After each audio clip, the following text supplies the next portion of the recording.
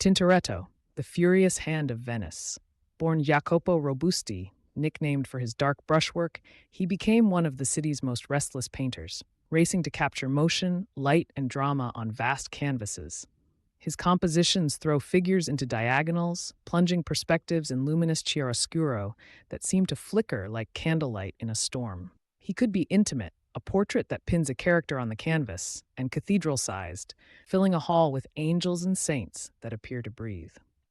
From the theatrical Last Suppers that reinvent a Christian scene as a Venice night, to Paradise's teeming heavens and the mythic origin of the Milky Way, Tintoretto stitched Mannerist virtuosity to a new cinematic energy.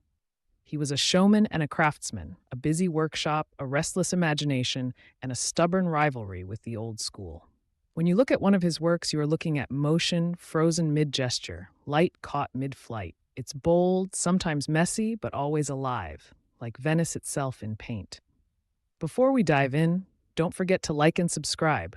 Your support helps us keep creating more educational videos like this one. Jacopo Robusti was born in Venice in 1518 into a family of artisans.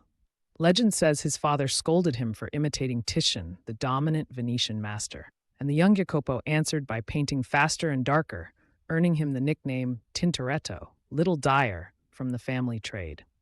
He apprenticed early, absorbed the Venetian love for color, but rejected Titian's polished finish. Instead, he favored energetic draftsmanship, quick, decisive strokes, and experimental compositions. In his portraits, like those in London and San Francisco, you already sense that restless hand, psychological directness, terse modeling, and a dramatic relationship between sitter and space. He was self-assured and ambitious.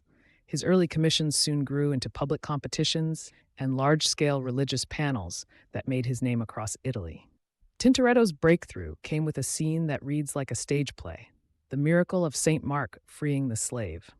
Painted for the Scuola Grande di San Marco, it shocked viewers with violent foreshortening, a crowded foreground, and a sky punched through by angels. The composition throws the viewer into the action. The slave's chains, the astonished onlookers, the saint appearing like a deus ex machina. That painting announced a new vocabulary, violent diagonals, compressed space, and the sense that a painting could be a lived moment rather than a framed, static tableau. Critics called it rough compared to Titian's smooth surfaces, but the public loved its electricity. The work also established Tintoretto's reputation as a dramatic scenographer for religious narrative. Religious commissions would define much of Tintoretto's career. He painted multiple Last Suppers, each different.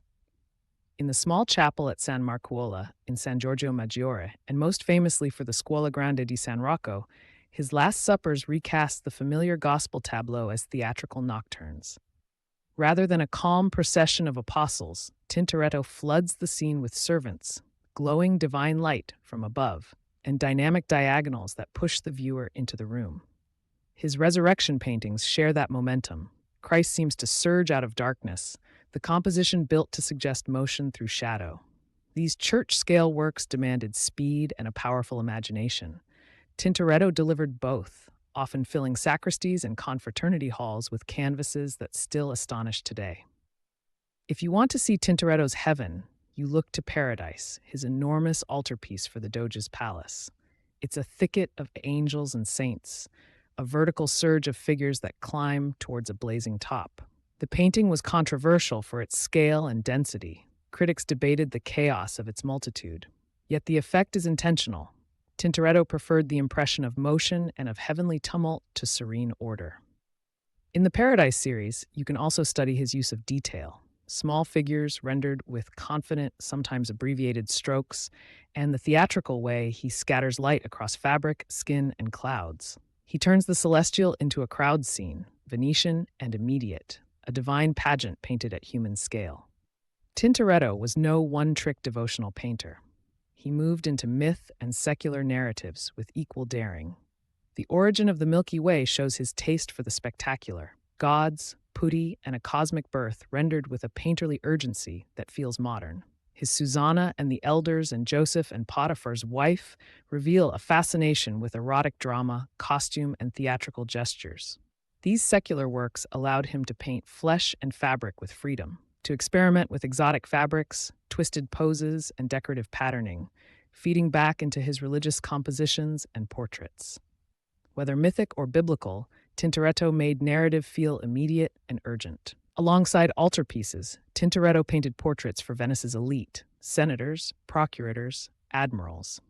These civic portraits are restrained compared to his theatrical altarpieces, but they share his interest in character and dramatic light.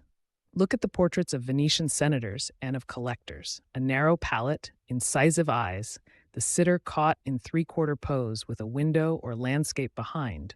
No idle backdrop, but a constructed environment that tells of status. He also painted self-portraits that are less vanity and more statement, an artist aware of his craft, showing the same energy and intelligence he poured into public scenes. What made Tintoretto different technically was his speed and his embrace of workshop collaboration. He used thin glazes and swift brushstrokes to suggest form rather than laboring over polished finishes. Details in many paintings, a hand, a face, the glint of a sword, are sketched with bravura, often left intentionally rough to convey movement. He headed a busy studio. Assistants laid ground colors and filled backgrounds while he concentrated on faces, crucial passages, and dramatic highlights. He also experimented with unusual supports and formats, computing how scale and light would read in a dim confraternity hall or a sunlit palace. The result was paintings that read powerfully from a distance and retained intimate surprises when you move closer.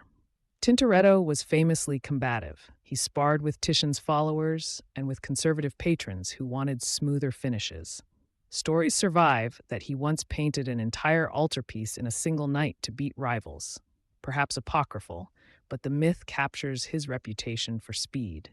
He kept a workshop that hummed like a machine, and he could be merciless in business, bargaining fiercely for commissions. Yet he loved spectacle. Some of his most theatrical choices, like placing servants and dogs in Last Suppers, reflect a theatrical mind that staged scenes as if for a play. He also had an enduring pride in his Venetian identity. His saints and gods often feel as if they belong in a Venetian parade rather than on a classical stage. Tintoretto's influence spread quietly but widely. He bridged Mannerism and the Baroque impulse toward drama and movement. Later generations, from Tiepolo to Caravaggisti, who favored light and tenebrism, recognized elements of his legacy, a love for theatrical lighting, dramatic foreshortening, and narrative momentum. Art historians now view him as a visionary who anticipated cinematic composition. He staged scenes with foreground action, middle ground activity, and distant light like a director setting cues. Museums across Europe and beyond preserve his major works, and exhibitions continue to reveal new facets of his technique. He remains, in short, one of Venice's most original storytellers in paint. When we step back from Tintoretto's crowded altarpieces and his taut portraits, what we see is an artist obsessed with movement, light, and the capacity of paint to act like a living thing. He painted like he was speaking loudly in a crowded room, sometimes messy, always forceful, and impossible to ignore. He turned Venice's public and private spaces into stages and gave the city a visual vocabulary that is unmistakably his. If you remember one thing, Tintoretto made painting an event, not just an image. Thanks for watching. If you enjoyed this look at Tintoretto, check the links below for further reading, and let his paintings remind you that art can still move like thunder.